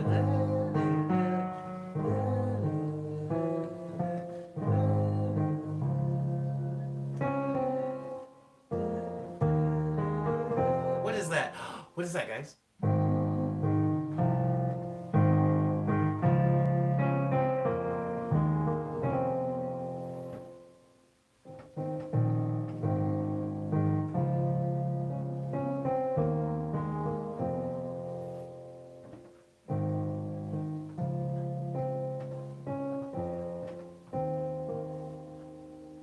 Maybe it's Gumdrop. Oh, man. True, Enigma, true. That's the hole I'm trying not to fall into. There are some things that are very dangerous for me to talk to because I'll take them. It's like a ramp that just launches me into existential conversations that I don't like bringing the stream into.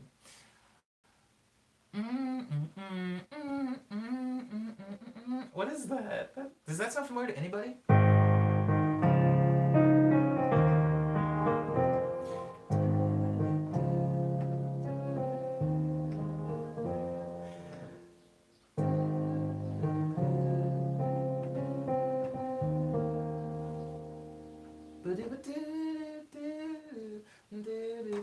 I think it's a song.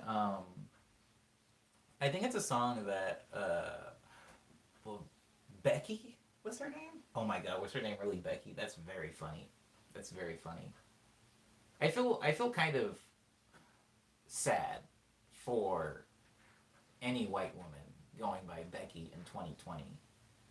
Even if your name's Rebecca and like Becky is That's what people call you. I would even prefer Becca today than Becky. Becky has just been it's seen better days. Hasn't that name seen some better days? We have really torn that name to shreds. But anyways, when I was in the last church I ever went to, the pastor's daughter, who I liked at the time, did I like her? God, I was a different man. Anyways, I really liked her at the time. Her name was Becky. Becky Lant. Oh, that's also a very very common name. But anyways, uh, Lamb. Was it Lamb? Land? Land? Lamb? Was that her middle name? Oh my goodness. Anyways, point is, she she sang a song. She sang a song in the church a lot. Like it was like we would all be doing praise and worship, and it's like, and now it's time for Becky to have a song, and she would get up there. And it was the.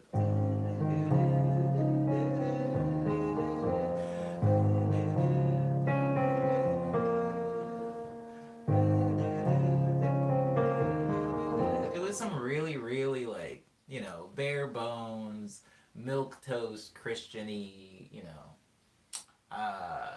praise and worship. God, my soul's in your hand. Shape me. I am but a lump of clay. That type beat. It was that type beat, and boy was I mesmerized. It even sounds like contemporary Christian.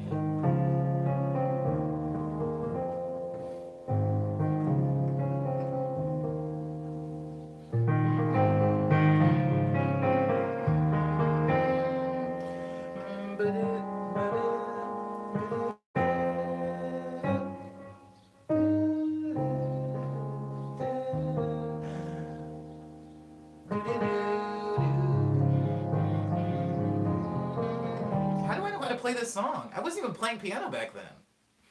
That's so funny. Wow. That's hilarious. There's some good things came out of church. Chord progression. Uh, Nicholas said, "White girl Christian music type beat free download." Ooh, I'd get my download. All right. I'm so sorry. I'm trying to. Let me take us back out of this. Let me take us out of this. What can you make a song sound Christian? G for Jesus. Oh no! I've lost control. I've lost control of the chat. I've lost control of the chat. I apologize. I apologize to everybody. I don't know what keys sound Christian. I don't play contemporary Christian music, contrary to how easily that flowed. I think it's just memory. It's just because I know mentally.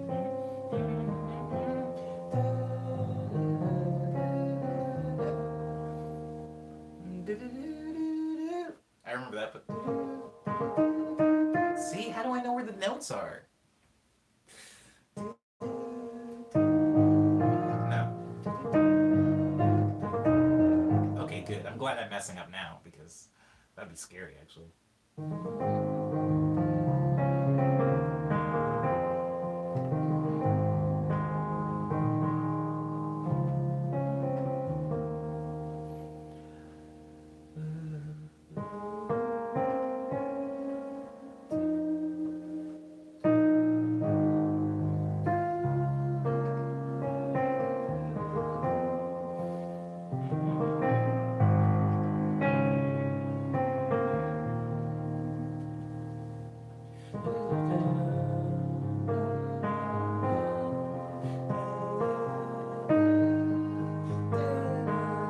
Oh, wow.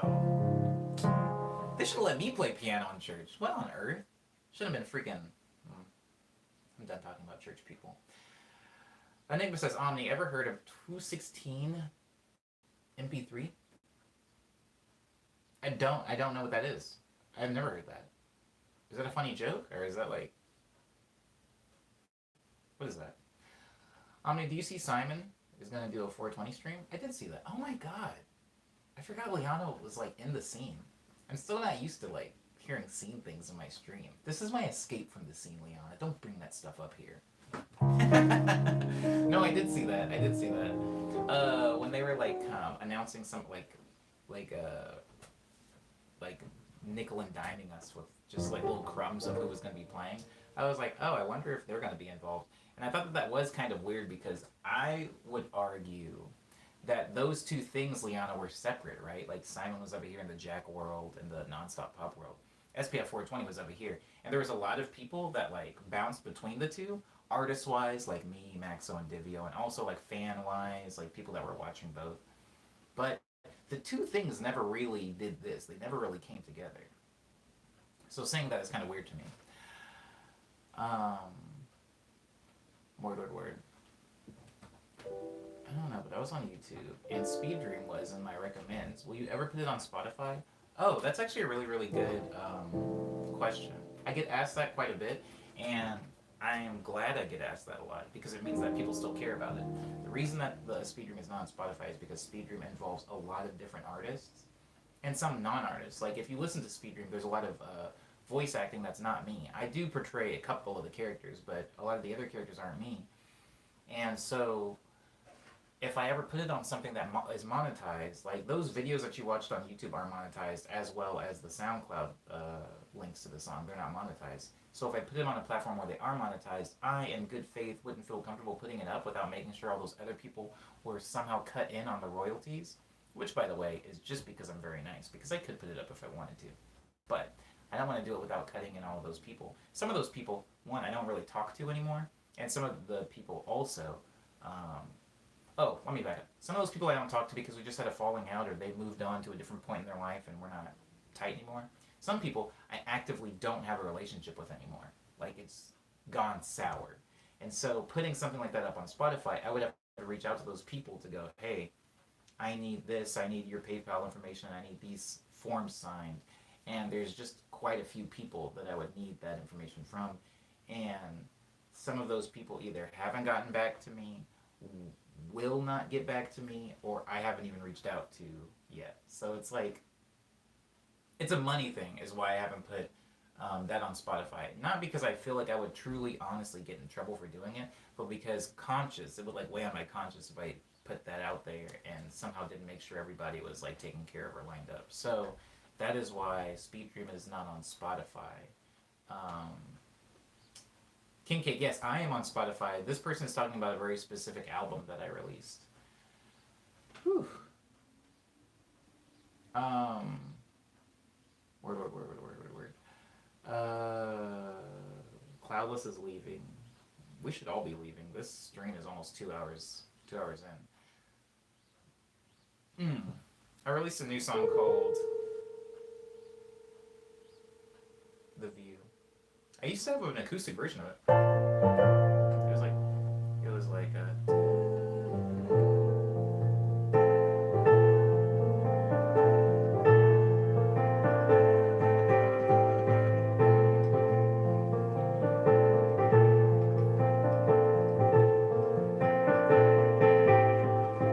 I wanted to do like a...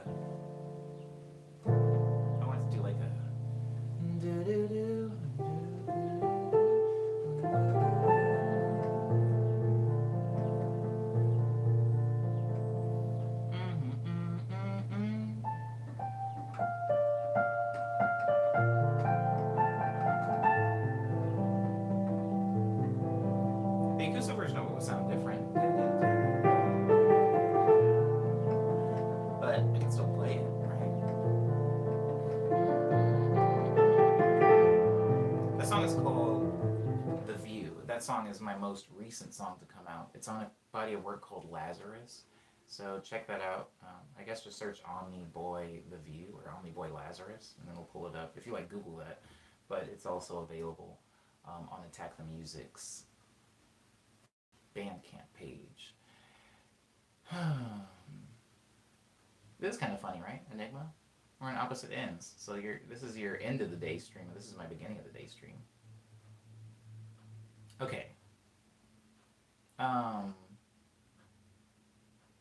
Okay. Listen to all the songs at its furthest. So that song is available. I also have two bodies of work. One's called Ego Death. Ego Death, if you remember earlier in the stream, when Lindsay was still in here, I played a song called Vanilla, a very specific kind of altered acoustic version of Vanilla. That one.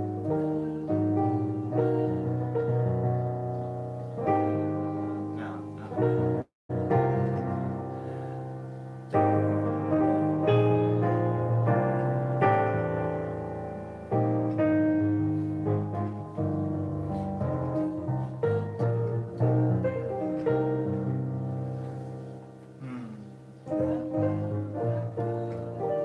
I played that song. That song is from Ego Death. If you listen to the Ego Death version of it, it's quite a bit longer.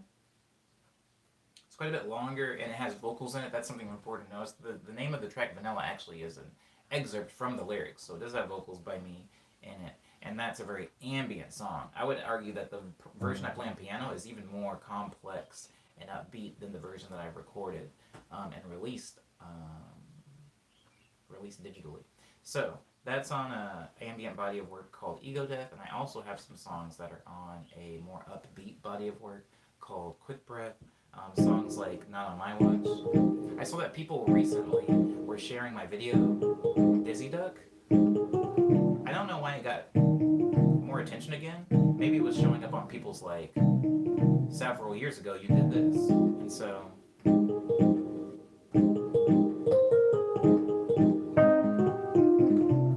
I ended up making Dizzy Duck, that video, into a song called Not on My Watch, and I featured a vocalist by the name of Nia Gladstone on it.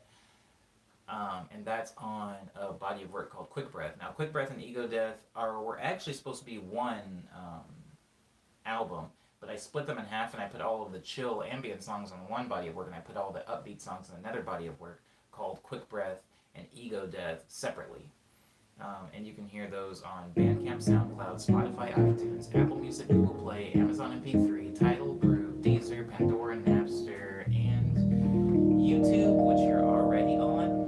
So if you were trying to hear any of my other music, most of it is released on YouTube. But what I do, which is different for YouTube, is I usually will shoot or edit or make like custom videos to go along with the songs. So especially for Less Stream, if you go and you listen to the Less Stream songs on YouTube, usually they have like a little video that goes along with it. Like Flower District has like some cool like slow motion footage I took of like a bee pollinating a flower. Coliseum is, that song exists on YouTube as a live performance because it doesn't exist on Spotify, iTunes, and all that stuff.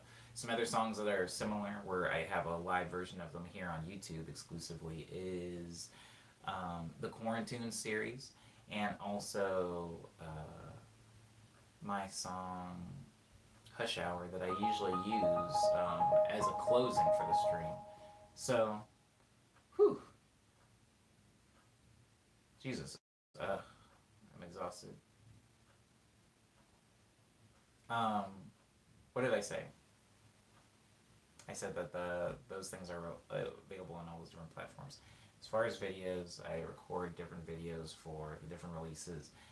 We also are in the middle of something which I mentioned briefly earlier called quarantine. And so while we're in quarantine, instead of trying to play a bunch of internet shows, what I've been doing is making tunes and calling them quarantunes, which I realize is a very, very bottom of the barrel, low hanging fruit joke to make about the quarantine. If anybody finds this insensitive or just generally in poor taste, I do personally apologize to you because yeah, I don't know. That I'm sure I could have come up with something cleverer, more clever, or just having nothing to do with the quarantine. But it's already decided, and I'm sticking to it. So they're called Quarantunes.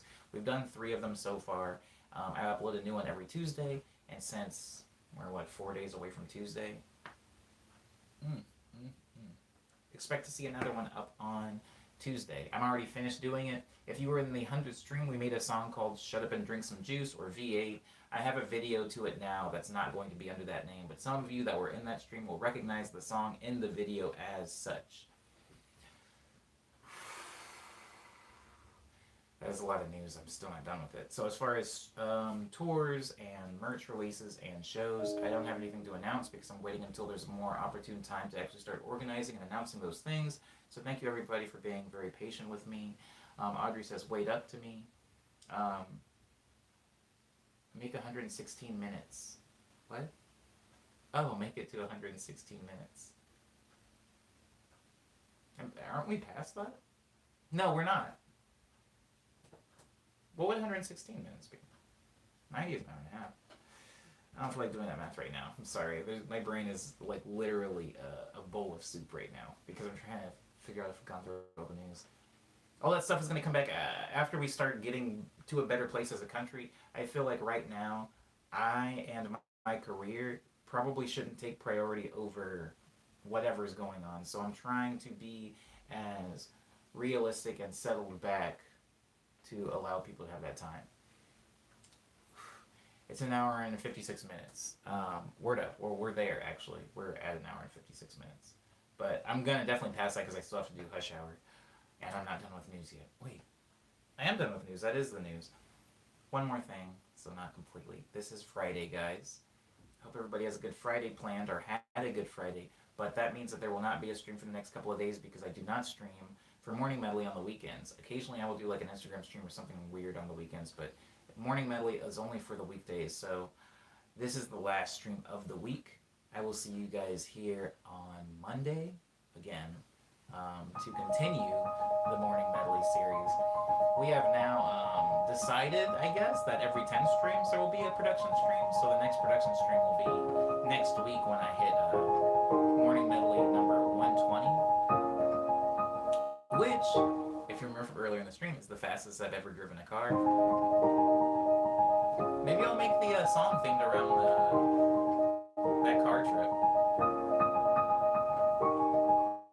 Running late to work. This song is called Hush Hour.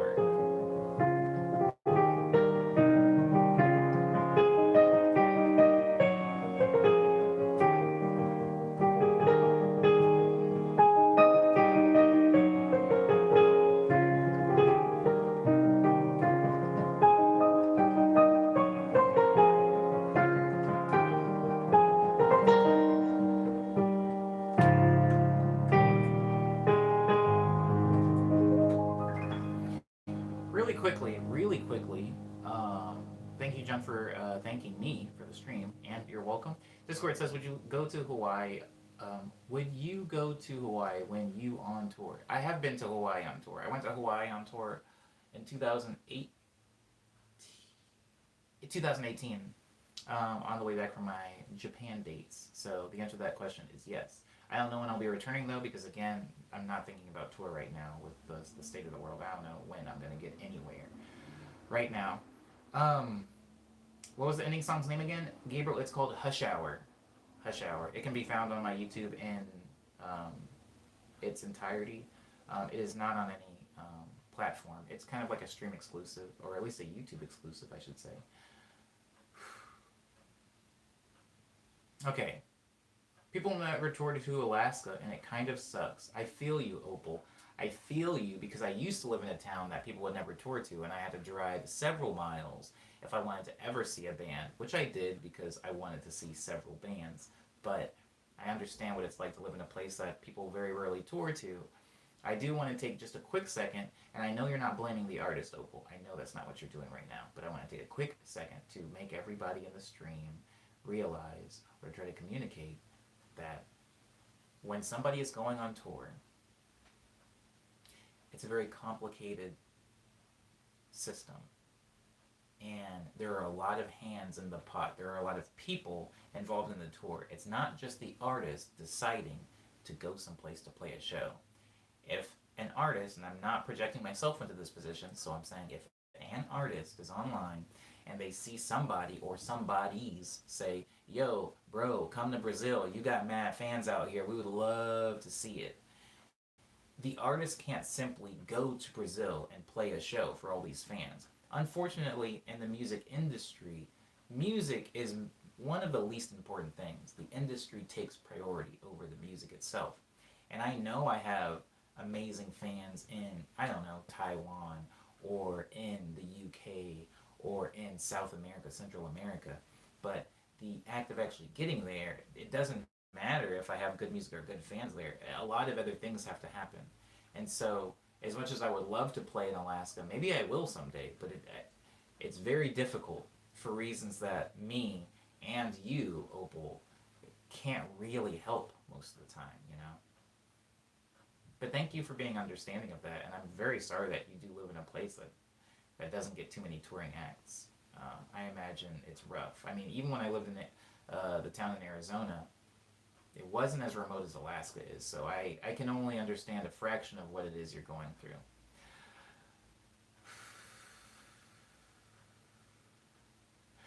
Enigma says, for future reference, are links allowed to be posted in here? No, YouTube blocks links when people post links in the chat.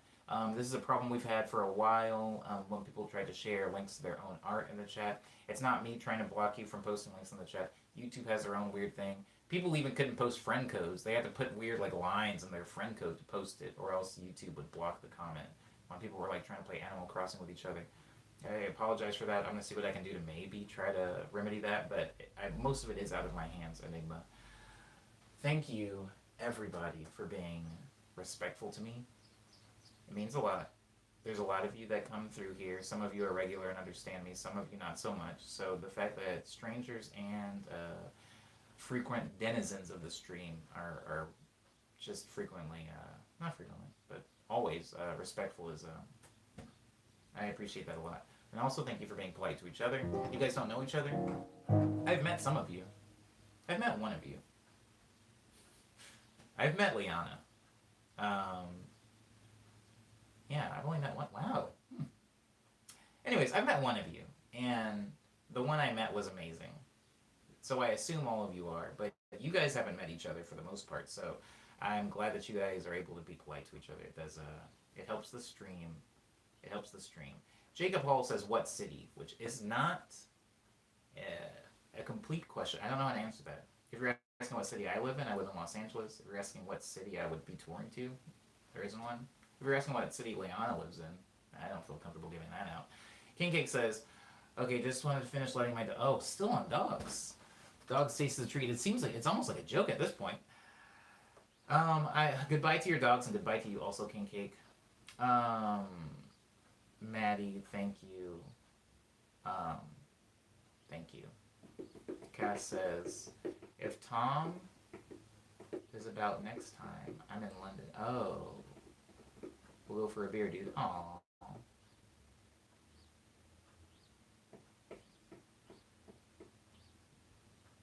Aw, that sounds nice. I'm not a big beer fan, but I am a big fan of fellowship. Alright, that's it, guys. Thank you for being respectful of me. Thank you for being polite to each other. This is the last stream of the week. I'll see you guys here for Monday, number 117. Abo, everybody. Ooh,